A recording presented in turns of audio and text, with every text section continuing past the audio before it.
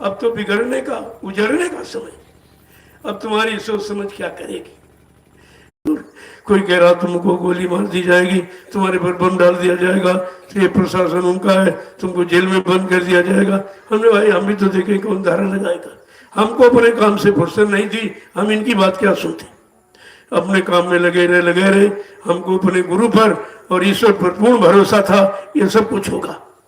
और देखिए आपके सामने कोई नहीं कह सकता कि हमसे जबरदस्ती पैसा मांगा, सामान मांगा, सम्मान मांगा, कोई नहीं कह सकता।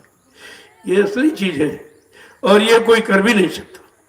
ये ताकत, ये काम किसी के बस का नहीं है। इसीलिए आज देखिए सबकी बाणी विराम होगी, क्योंकि तुमने किताबें पढ़कर रट करके सुनाया है, करके नहीं कहा। अगर तुमने मेहनत की होती तो तुमको पता चलता कि जीव कैसे जगाया जाता, सतपथ के रास्ते पर कैसे लाके खड़ा किया जाता। और बेचारे मेहनत नहीं की तो हट गए। बहुत जुड़े, कोई 3 साल, कोई 4 साल रहा, जुड़े तो बहुत, लेकिन बेचारे रुक नहीं पाए। अगर उन्होंने हमारी मेहनत देखी होती तो फिर रुक जाते कि हमारे लिए कर रहे। ऐसा कौन व्यक्ति है, कोई काम करेगा तो अपना तो खाना पीना उसमें निकाल ही लेगा, उतना तो निकाल लेगा वो। लेकिन मैंने भी कुछ नहीं, अगर निकालता तो कुछ नहीं होता, क्योंकि था इतना नहीं।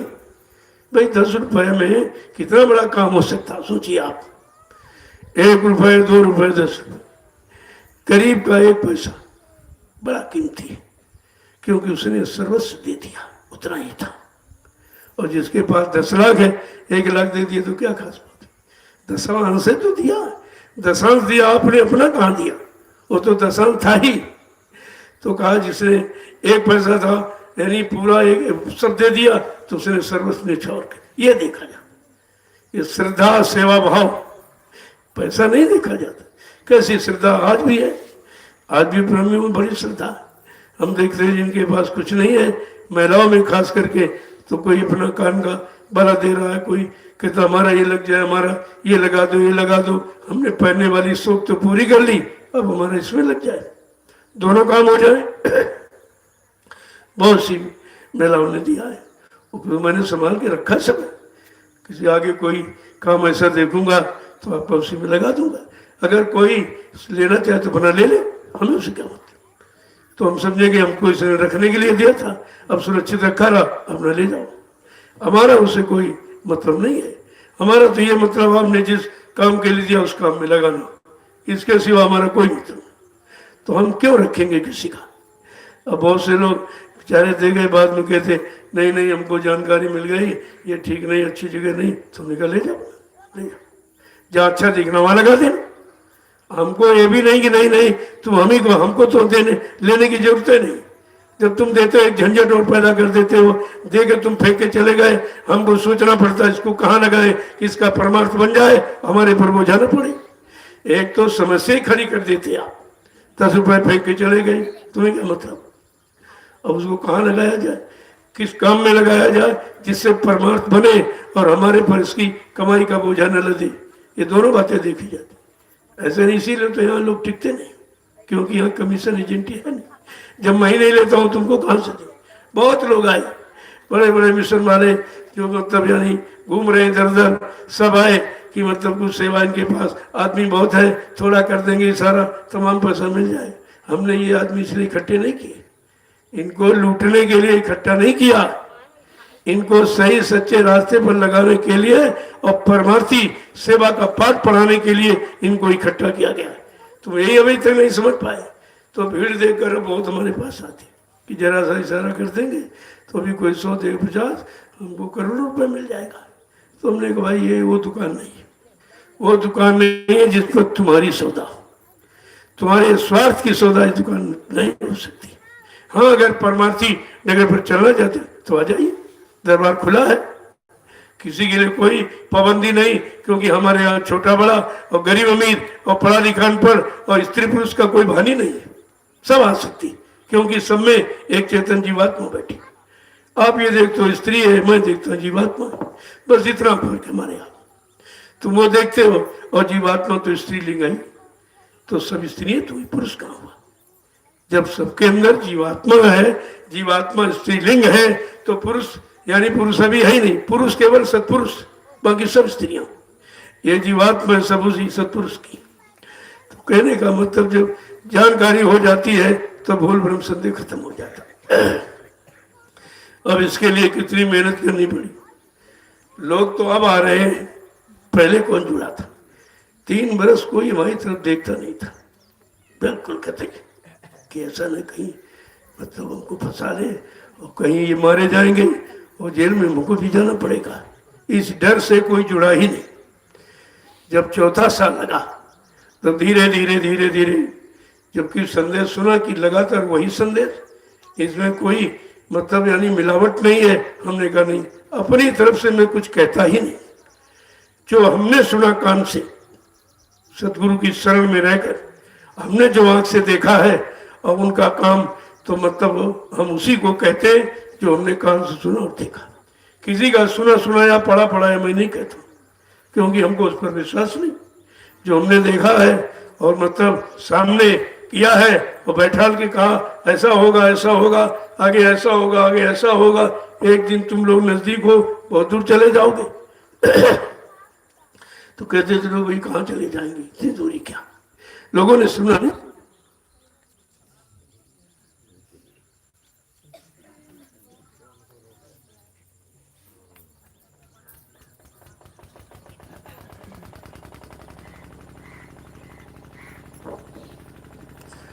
जब सुना नहीं, देखा नहीं, समझा नहीं तो झूठे रहेगा। भाई कान का सुना सत्य होता कि आंख का देखा। तो आंख से आपने देखा था लेकिन फिर भी नहीं सुन पाए, आंख का देखा भी तुम्हारा झूठ हो गया। क्या तुमने आंख से मालिक को नहीं देखा था? क्या कान से उनके वचन नहीं सुने थे? क्या आदेश का पालन आपने नहीं किया था? क्या नाम दान लेकर नाम की कमाई शुरू नहीं की थी? ये सब काम करते हुए फिर कैसे बोल गए? फिर ये भूल भलैया की बात कहां से बीच में आ गई? चले गए, कभी नहीं आएंगे, कभी नहीं आएंगे, इस शरीर में नहीं आएंगे, नहीं आने में शरीर में ही आएंगे, तो शरीर वाले बेचारे पहचानेंगे क्या? यही बात कबीर साहब ने कही थी। जब जाने का समय हो गया, कहा देखो सबको बुलाया, ऐसे नहीं चुपके से चले गए जैसे कह दिया बाबा जी चले गए। सबको बुलाया, बुला के बैठा, कहा देखो ये हमारा खोल कवर पुराना हो गया, मैं इसको बदलना चाहता हूँ।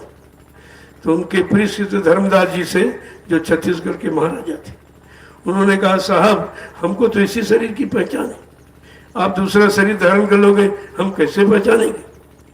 तो कहा मेरी पहचान लिख लो। यानी कबीर साहब बोलते गए, धर्मदास जी लिखते गए। कहा लिखो, हंसा घबराइयो मत, हम फिर आवेंगे।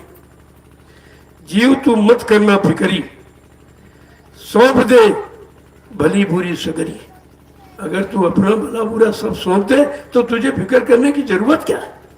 जो काम करने आया है काम करके जाएगा, तुम्हें कुछ करना ही नहीं, लेकिन तुमने अपना भला बुरा सौंपा भी नहीं।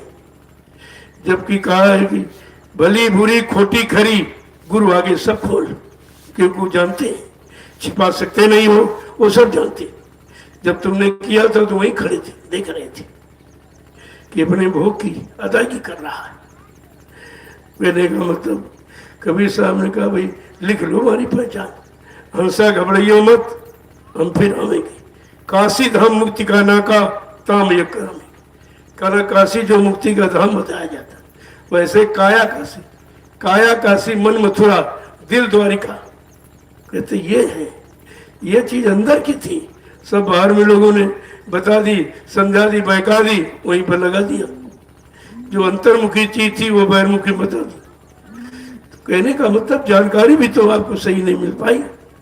कबीर साहब ने कहा लिख लो, नहीं लोग भूल भटक जाएंगे।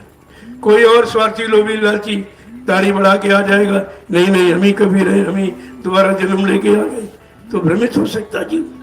तो फट से कहा मेरा लिखो।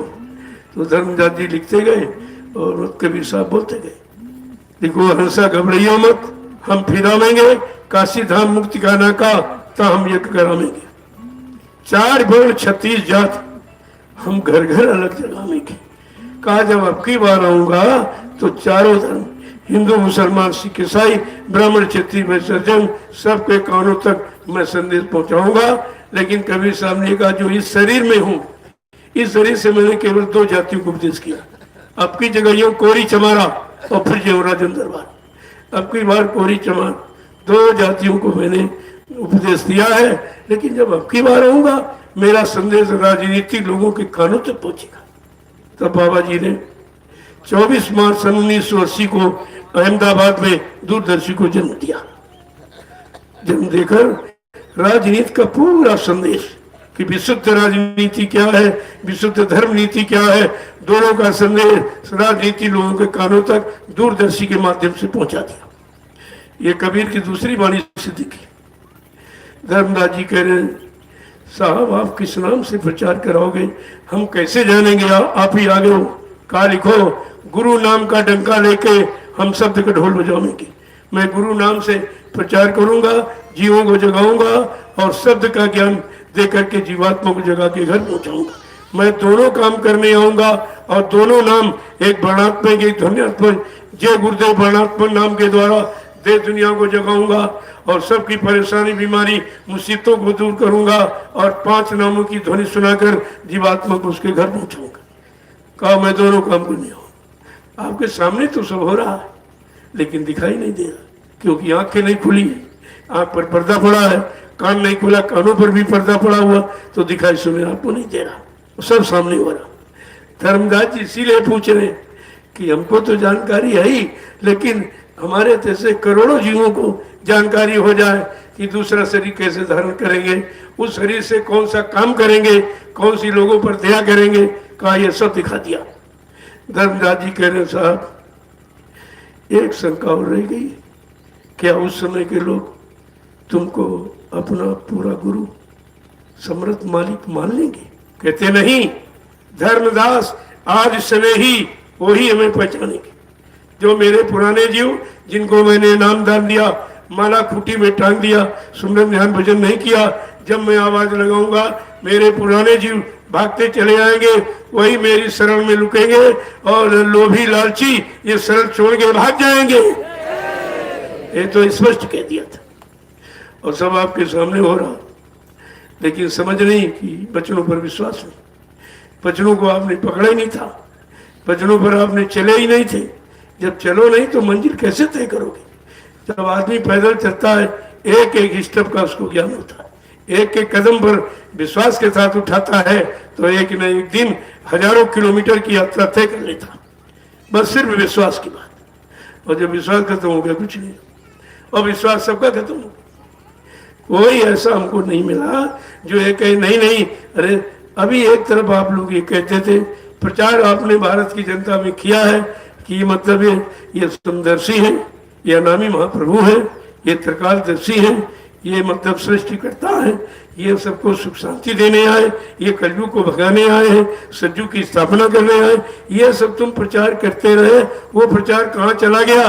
अब केवल एक ही विचार रहेगा कि बाबा जी चले गए।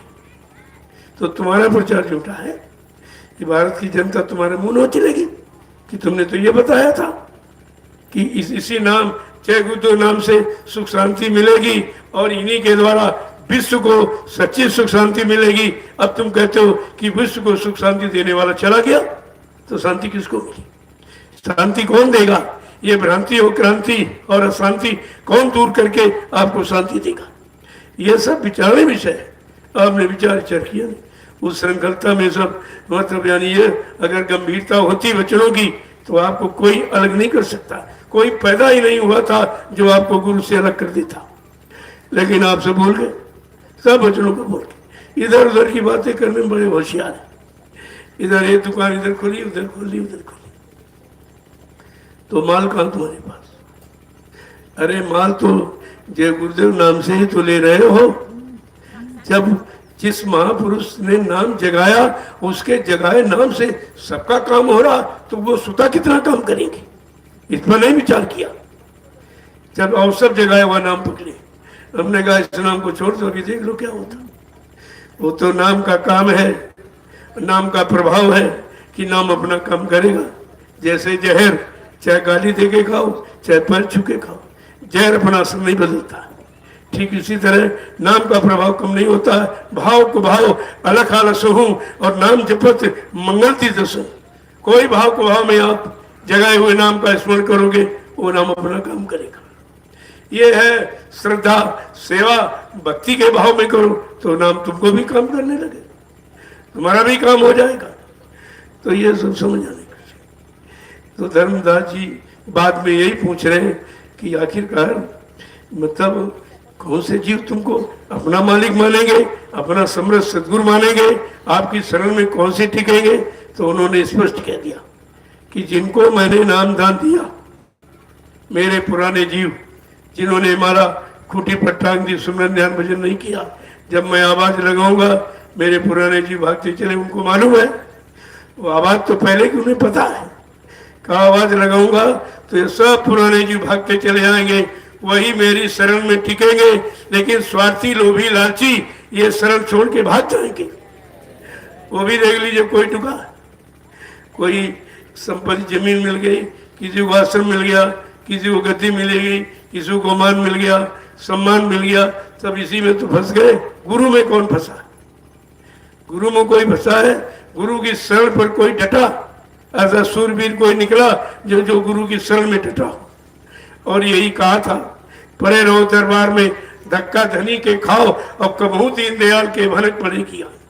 धक्का माने लीला और करिश्मा और खेल, वो कोई भी करे, तुम ये समझो हमारे लिए सब हो रहा, हमारे लाभ के लिए हो रहा, हमारे कल्याण के हो रहा, हमारी जानकारी के लिए हो रहा है। अगर ये हम सच्चे दिल से विश्वास करते तो प्रेमी कोई हटता नहीं, तो सब भाग गए, कोई नहीं दिखाई दे रहा। ये बड़ा विचारणीय विषय है और बड़ी गंभीरता का है कि इतने करोड़ जीवों को जिसने जगाया, आज एक भी उसकी शरण में नहीं, एक भी नहीं था। सबको एक बार शंका हो गई और लोगों ने कर दी, दोनों बातें। लेकिन अगर तुमने गुरु को हकीकत में पकड़ा होता, हकीकत सच्चाई में देखा होता, अपनी जीवात्मा के कल्याण के भी विश्वास किया होता, तो फिर शंका की बात नहीं। लेकिन आपने कुछ नहीं किया, तो सब तो दोषी एक बार हुए ही। एक बार शंका सबके दिल में हुई। अगर ये अभियान जारी न किया गया होता, तुम सब वहीं खड़े थे, वहीं खड़े थे। अब किस तरीके से यानी झूठ से सच्चाई की तरफ लाया जाए और नकली और असली की पहचान कराई जाए, इसमें समय लग रहा है। समय है जीवों को समझने में, उनकी समझौती में कोई समय नहीं, समझने में समय है। जितनी जल्दी समझ जाएंगे उतनी जल्दी काम हो जाएगा आपका। तो काम तो जब ही होगा जब तुम समझ कर आओगे, तब तो ऐसे कैसे हो जाए। उसी में ये समय खर्च हो रहा है, भागदौड़ हो रही। ये 8 वर्ष कितनी मेहनत की गई हिंदुस्तान में, सब जगह घूम घूम कर, जबकि सब विरोध में खड़े थे, सब विरोध में, कोई सहयोग में हमारे नहीं था, सब विरोध में थे। लेकिन विरोध के बीच से ये कैसे निकाली गई, कैसे आए हैं, यही सच्चाई का प्रतीक है। अगर सच्चाई न होती तो कोई नहीं आता, और सच्चाई सबके सामने हो रही।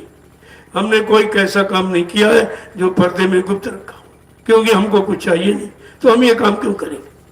तो आपके सामने से हो रहा देखो, और सारे हिंदुस्तान के सामने कह रहा हूँ, कोई छिपके नहीं कह रहा हूँ, सामने कहा। और शुरू से जब कोई नहीं कहता था, जब 3-4 साल लोगों ने परख लिया, इनको गोली नहीं मारी जा रही, बम नहीं डाला जा रहा, इनको कोई जेल में नहीं बंद किया, तब लोगों ने हिम्मत की। पहले तो कोई सूरवीर हमको नहीं मिला।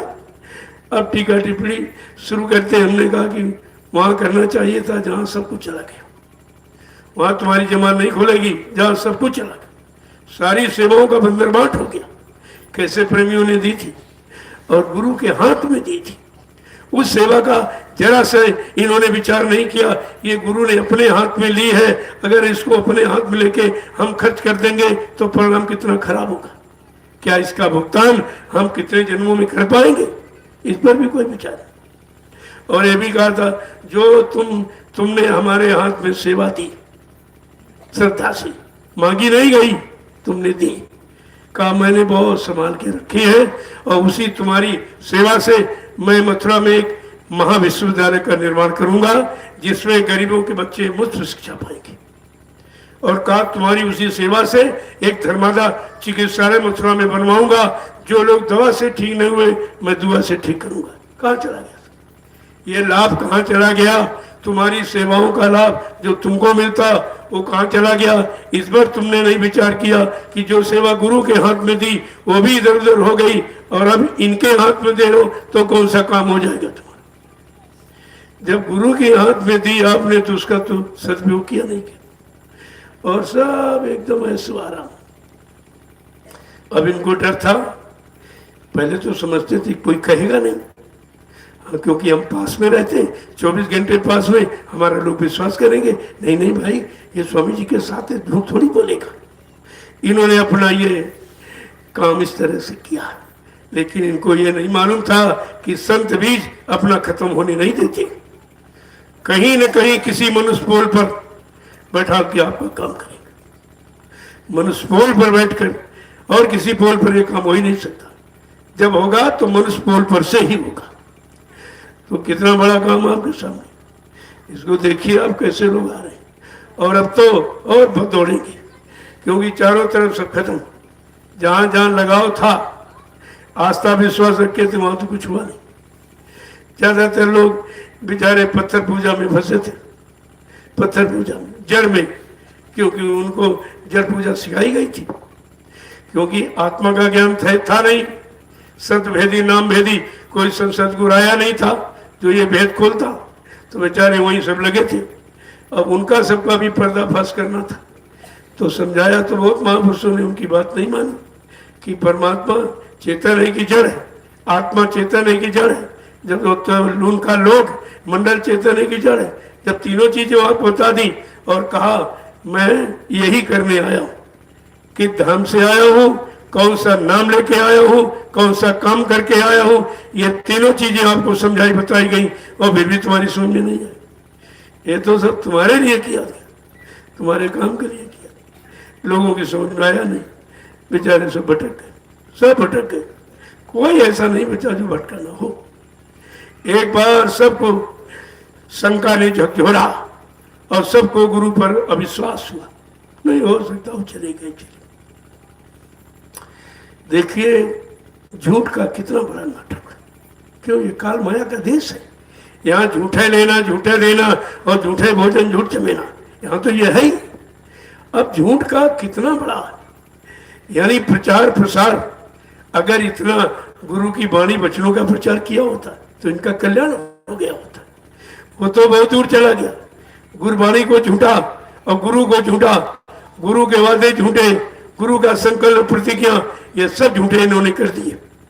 जब गुरु झूठा हो गया तो तुम चेले क्या सच्चे माने जाओगे? ये बताओ। अगर गुरु झूठा हो जाए तो हम लोग क्या सच्चे माने जाएंगे? कौन हमको आपको सच्चा मानेगा? कहेगा गुरु झूठा, ये चेला भी झूठा।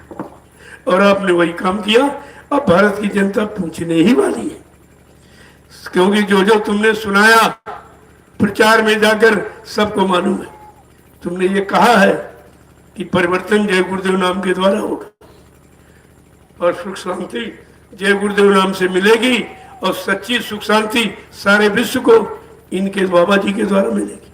अब दोनों बताए कि नाम और नाम को लाया, दोनों का काम ये होगा, सारे विश्व को ये संदेश देंगे और जय गुरुदेव नाम जब कोई लेगा तो उसको सुख शांति मिलेगी।